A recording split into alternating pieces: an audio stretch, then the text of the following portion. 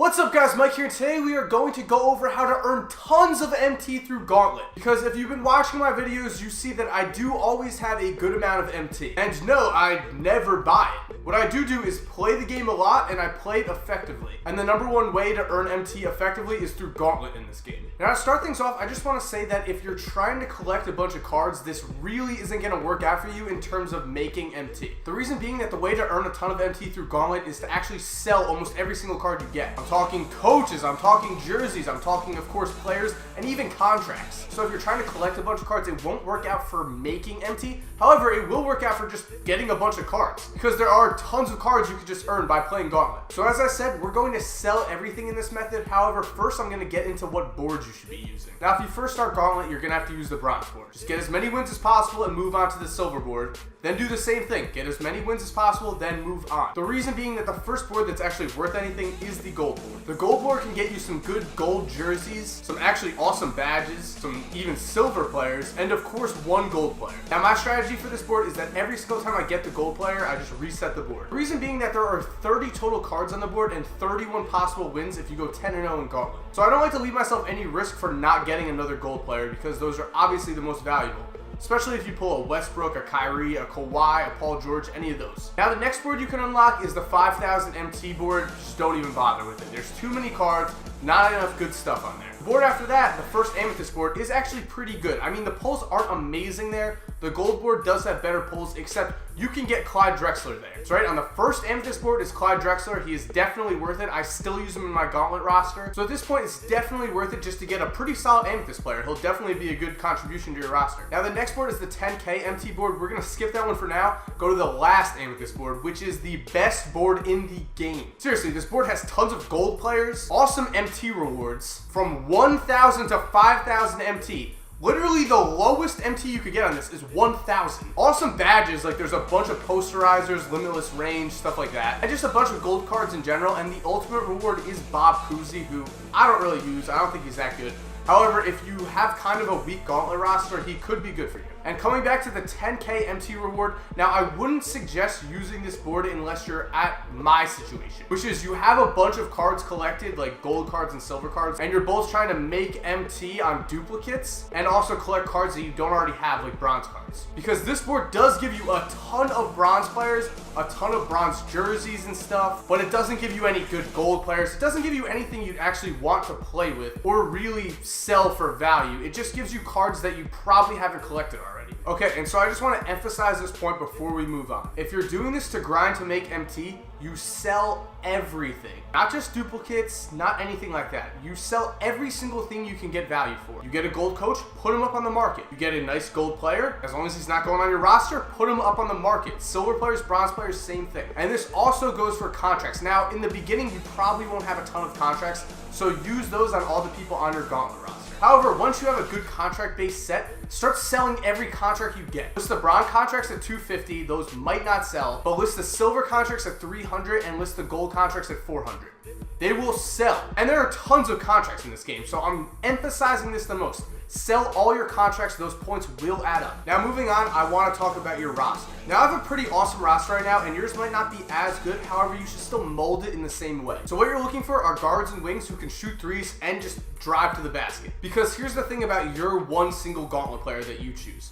You have to just assume that this guy is going to score basically every single point for you. That's because sometimes you just get horrible pulls, like 2 bronze centers. Now, if you had Dwight Howard in that situation on your roster, you'd be screwed. So you always want to have guards and wings that can shoot and dribble the ball and just score in general. Because guards and wings are the most important players in Gauntlet by far. Now, moving into the gameplay, we're going to start off by doing what is the first round cheese. And that's basically choose your worst player on your roster. Then just click X twice, add the 2 players on there, and if you don't get a diamond, literally a diamond, like that's what I go for, then just cancel out and just redo. Yep, just cancel the series, there's no penalty, and just keep going in and keep doing this. Now I emphasize a diamond because yes, you could get a pretty good roster. However, another main goal here is to save your time and just get people to quit. Literally, if you get a really good roster with a diamond on it, people might just quit before you even start to play.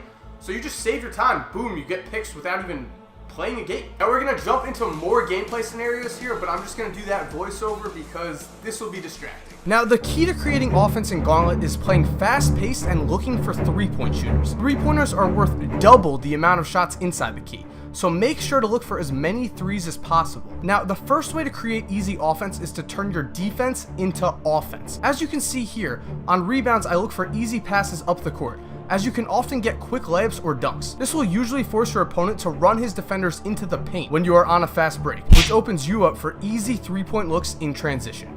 Now, even if your opponent scores, you can still get quick baskets off the inbounds pass. The computer AI is very stupid in Gauntlet, so if you inbound the ball past half court, you can often get an open layup or dunk. And even if your opponent stops you, you can often find a man cutting to the basket for an easy score. Now that we've talked about fast breaks, let's talk about half-court offense. If your opponent is playing man-to-man, you must beat him off the dribble. From there, you have two options. If there is no help, simply take a layup or a dunk. That is easy. However, your main object on drives to the basket should be to get shooters open. Again, the AI defense is stupid. They will try to cut off your layup or dunk every single time, even if it allows a great three-point shooter a wide open three. So what you should do is target your shooters, drive to the rim, and draw their defenders. Then kick it out to them for easy looks. Now look at this specific example. John Wall has the ball while J.R. Smith is in the corner. Wall beats his man off the dribble and Smith's man comes over to help. This allows me to make an easy pass to Smith, who drains the open three. Now, sometimes you will kick it out to an open man and he will not be behind the three-point line. If you have enough time, do not shoot it. There's no reason to take long ones.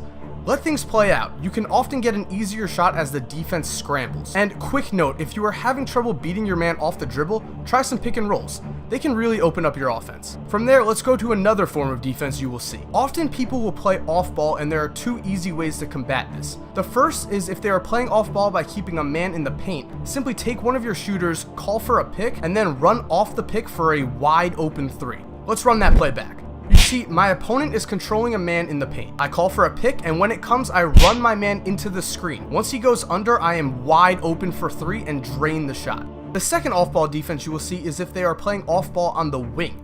This is the easiest way to score in Gauntlet. Simply press the cut to basket button, which is triangle on PS4 and Y on Xbox, and have that man cut to the basket for an easy point-blank shot. As you see here, my opponent is playing off-ball against my man on the wing. I run at him, press cut to the basket, and bam! There's an easy point. Now, we're going to switch things up and talk about defense. The key to defense is basically stopping all of the points I just told you about, which means stopping the inbounds cheese first and foremost.